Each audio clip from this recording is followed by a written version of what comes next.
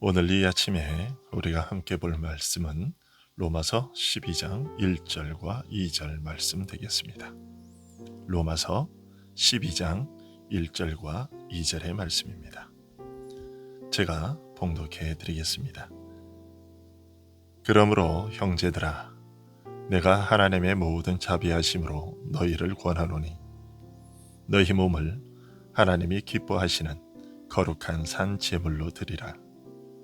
이는 너희가 드릴 영적 예배니라. 너희는 이 세대를 본받지 말고 오직 마음을 새롭게 함으로 변화를 받아 하나님의 선하시고 기뻐하시고 온전하신 뜻이 무엇인지 분별하도록 하라. 취미로 음악이나 체육 활동을 시작하게 되면 깨닫게 되는 것들이 있지요. 기초 또는 기본 동작이 중요하다는 것이지요. 피아노를 배우게 되면 의자에 바른 자세로 앉는 것부터 배워야 합니다. 바르게 앉지 않으면 바른 손 모양으로 건반을 누를 수 없게 되기 때문이지요. 그것이 익혀진 후에는 바른 손 모양을 배우게 되고 건반을 터치하는 것을 배우게 됩니다. 이것이 제대로 습관화되지 않으면 좋은 소리를 낼 수 없음은 물론이요, 빠른 곡과 복잡한 음계로 된 곡을 연주할 수가 없게 됩니다. 탁구나 배드민턴, 테니스를 배우러 가보면 가장 먼저 라켓 잡는 방법과 스텝을 배우게 됩니다. 이것을 제대로 할 수 있게 된 이후에나 직접 공을 치는 연습으로 들어가지요. 그런데 라켓 잡는 법을 제대로 익히지 않으면 스윙을 잘할 수 없게 되고, 테니스 같은 경우에는 팔꿈치 관절에 치명상을 입어 수술을 받아야 할 정도가 되기도 합니다. 이것은 신앙생활에도 그대로 적용됩니다. 신앙생활도 기초를 잘 익혀야 믿음이 튼튼하고 올곧게 자라게 됩니다. 우리가 오늘 보는 로마서도 그와 같은 방식으로 기록되어 있습니다. 사도 바울은 우리가 그리스도인으로서 어떻게 살아야 하는가를 말하기에 앞서 1장에서 11장에 이르기까지 인간은 불의한 죄인이어서 하나님의 심판을 받을 수밖에 없는 존재라는 것, 심판을 면할 수 있기 위한 의로움은 율법으로 얻지 못한다는 것, 그 의로움은 오직 예수 그리스도의 십자가에서의 대속의 죽음을 믿음으로 얻는다는 것, 오직 그리스도를 통해서만 얻게 된다는 것을 설명합니다. 그리고 나서야 비로소 그러면 그리스도를 통해 의롭다 하심을 얻은 자는 어떻게 살아야 하느냐를 설명하기 시작합니다. 그런데 많은 성도들이 신앙생활에 있어서 이 순서를 따르지 않습니다. 즉, 기초 이론과 훈련을 거치지 않고 곧바로 경기에 들어가려고 한다는 것이죠. 그러다 보니 경기에 들어가서 패배하게 되는 경우가 많습니다. 그러면 우리 그리스도인들이 어떻게 살아야 할 것인가라는 실전 경기의 승리의 모습은 어떤 것일까요? 바울 사도는 1절에서 이렇게 알려주고 있습니다. 너희 몸을 하나님이 기뻐하시는 거룩한 산 제물로 드리라. 이것이 바로 그리스도인이 살아야 하는 실전 경기의 승리의 모습입니다. 이 말씀은 믿음의 삶 전체를 총괄하는 말이라고도 할 수 있습니다. 그래서 우리는 이것을 좀 더 구체적으로 이해할 필요가 있습니다. 먼저 사도는 너희 몸을 드리라고 말하고 있죠. 여기서 몸이란 뼈와 살만을 의미하는 것이 아니라 우리를 구성하고 있는 모든 전 인격체를 말하는 것이죠. 육체와 영혼 모두를 아우르는 우리의 인격 전체를 하나님께 드려야 한다고 말하고 있습니다.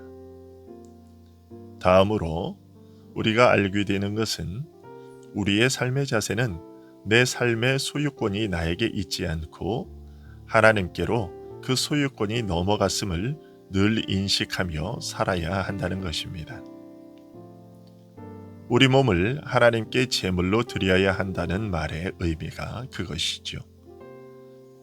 하나님께서는 그리스도의 피값으로 우리를 사셨습니다.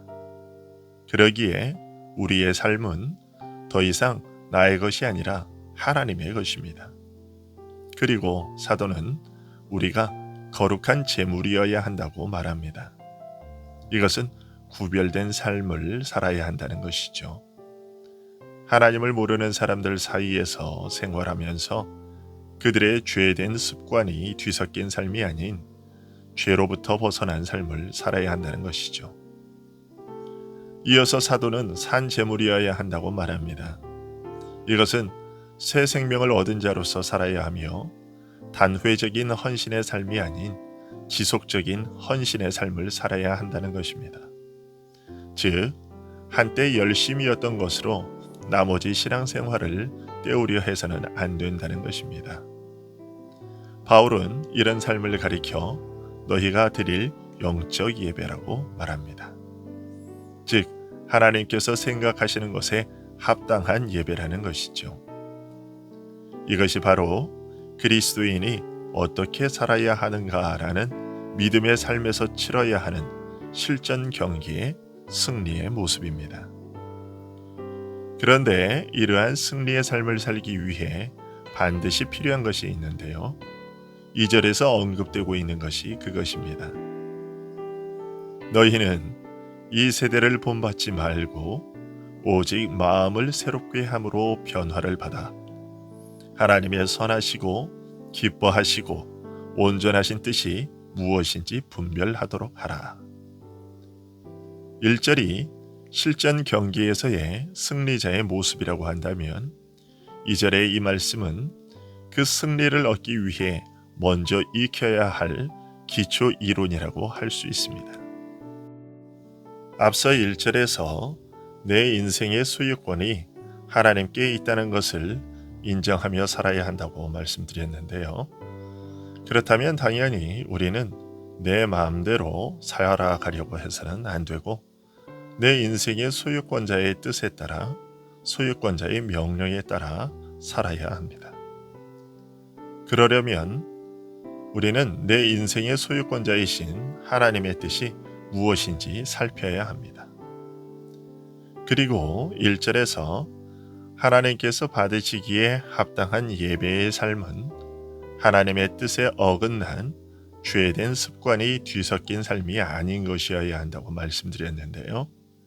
그런 삶을 살기 위해서는 먼저 하나님의 뜻을 알아야만 합니다. 이처럼 구원 얻은 우리가 우리 몸을 거룩한 제물로 드리는 실전 경기에서의 승리를 얻기 위해서는 그에 앞서 하나님의 뜻은 무엇인가라는 이론을 습득해야만 합니다. 어떻게 살아야 하는가라는 실전에 앞서 늘 선제적으로 요구되는 기본 자세는 하나님의 뜻을 살피는 것입니다. 그리고 이런 이론을 익히는 데에도 순서가 있습니다. 그 첫 번째 이론 과목은 이 세대를 본받지 말라는 것입니다. 즉, 이 세상의 가치관과 정서와 행동 양식을 본받지 말라는 것입니다. 그 이유는 온 세상이 악한 자, 곧 하나님을 대적하는 사탄의 수중에 놓여 있어서 늘 하나님의 것과는 반대되는 주장을 하기 때문이지요. 그에 이어지는 두 번째 수업은 성경을 통해 하나님의 뜻을 익히는 것입니다. 그런데 이것이 정말 중요하고 핵심적인 과목입니다. 여러분, 어떤 사건에 대한 보도가 TV나 뉴스를 통해서 나올 때 일반인들은 TV나 신문에서 말하는 것에 의존합니다. 그러면 그리스도인인 여러분은 그 사건에 대한 해석을 어디에 의존하십니까? 여러분도 TV나 신문에서 해석된 내용을 따르고 계시지는 않습니까? 하지만 기독교 철학자 프란시스 셰퍼는 그러면 우리는 어떻게 살 것인가 라는 그의 책에서 그것들을 믿지 말라고 조언합니다. 왜냐하면 어떤 사건이 발생했을 때 그 사건에 대한 보도 내용은 우리들에게 전달되는 보도 내용은 그 TV나 신문사의 최고 의사 결정권을 가진 사람들에 의해 결정되는 것이기에 여러분이 그런 매체들을 통해 보게 되는 것은 객관적인 사실이 아니라 최고 의사 결정권을 가진 사람들의 생각일 뿐이라고 지적합니다. 사실을 취재한 기자가 글을 내보내고 싶어도 윗사람이 거절하면 그만입니다. 윗사람이 내보내고 싶은 방향의 글만을 내보내게 되는 것이죠. 즉, 조작의 과정을 거친다는 것입니다.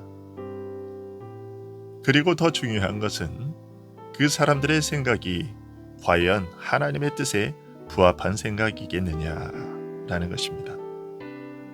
아닙니다. 그런 자리에 있는 대부분의 사람들은 하나님을 모르는 사람들입니다. 그런데 그리스도인들이 그 사람들의 생각, 그 사람들의 가치관에 의해 보도되는 것을 보고 그것이 객관적인 사실이라고 믿고 그들의 판단을 하나님의 뜻인 것처럼 생각해버리고 맙니다. 그러나 결코 아닙니다. 그러니 여러분, 제발 그런 것들에 여러분의 판단을 맡기지 마시고 하나님의 말씀에서 그 답을 찾으십시오. 그리고 기도하십시오. 왜냐하면 어떤 사건이 발생했을 때 똑같이 성경을 살피고서도 서로 다른 말을 할 수 있기 때문이지요. 코로나19에 따른 교회 폐쇄에 대한 문제에 대해서도 그렇습니다. 여러분도 인터넷이나 TV 뉴스를 보아서 알고 계시겠지만 소규모 집단 감염이 아직도 발생하고 있습니다.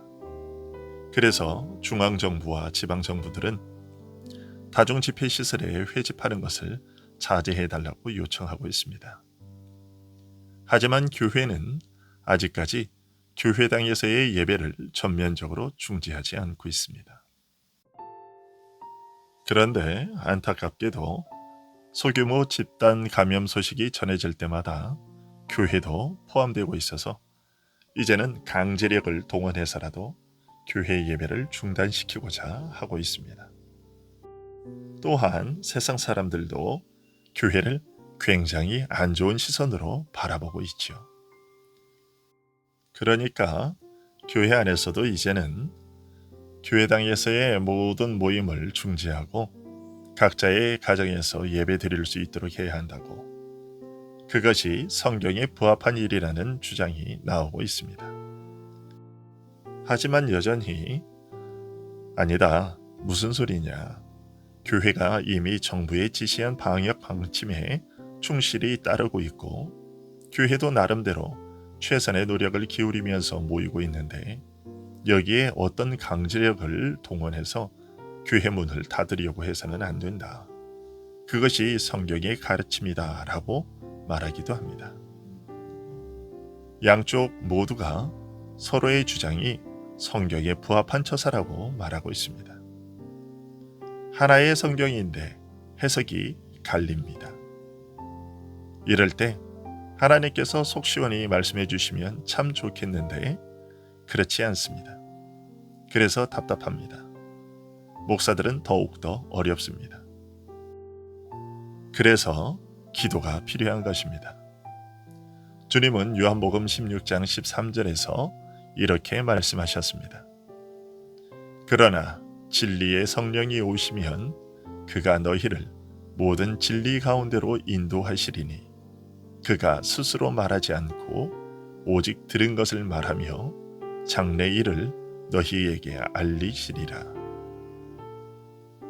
앞에서처럼 성경을 보아도 다른 해석을 할 수 있기 때문에 성경을 보기 이전에 기도하는 일이 필수적이고 선제적으로 요구됩니다.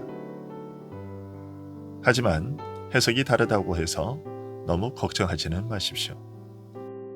하나님께서는 우리의 잘못된 것까지도 합력하여 마침내 자신의 선하신 뜻을 이루시는 분이시니까 말이지요. 기도하면서 하나님의 뜻을 바르게 분별하게 해달라고 기도하고, 혹여 잘못된 해석을 내리는 우리의 어리석음이 하나님의 선하신 뜻을 거스르는 악한 일이 되지 않게 해달라고 기도하십시오. 우리의 신앙은 이 두 가지 기초, 곧 말씀 공부와 기도를 잘 훈련할 때 바르게 성장할 수 있습니다. 그것이 그러면 우리는 어떻게 살 것인가 라는 실제 경기에서 승리를 거두게 하는 기본 자세입니다.